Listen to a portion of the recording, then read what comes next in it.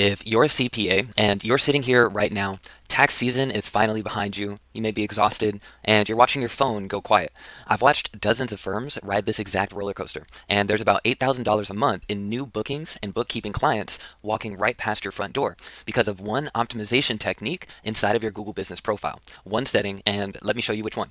So, welcome back to the Digital Growth Stage channel. I'm John Williams, and real quick, so you know why you should even listen, I've spent years in the trenches with lead generation, web design, and SEO.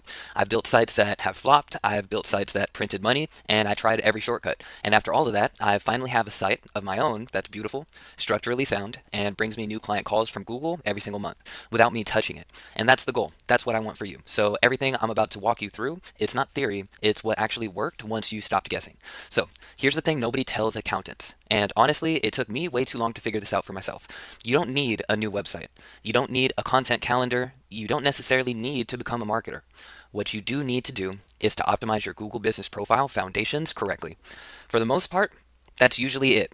An accountant that we were working with in Hayward proved this. They went from page 7 on Google to page 2 in about 2.5 months. There was no website redesign. There was just Google Business Profile fixes that were done consistently and with a process in mind.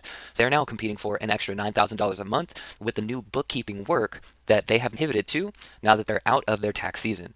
And that's the kind of off season I want for you to have too. So here's what was wrong with this campaign when we first started.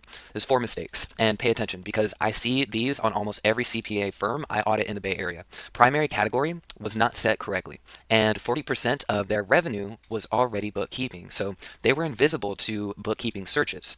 Service descriptions under their Google Business Profile said full service accounting, but that was way too vague to rank. Bookkeeping wasn't listed as a service at all, and their business hours were still set to tax season only.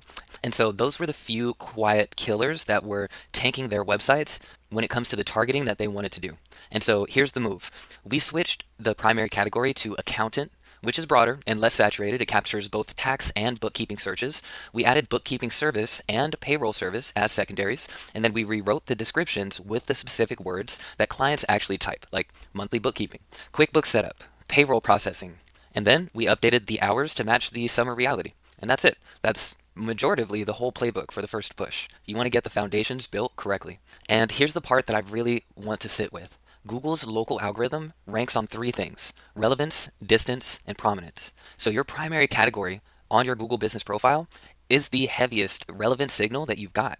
If it doesn't match where the money is actually flowing in your firm or your business, you are starting every search behind your competitors. And so match your clients' search terms and you stop fighting uphill. That's what flips this whole thing. 3 things I want you to take with you. 1, pick your primary category based on where the money is flowing, not what sounds prestigious. 2, list bookkeeping and monthly recurring revenue services as prominently as possible.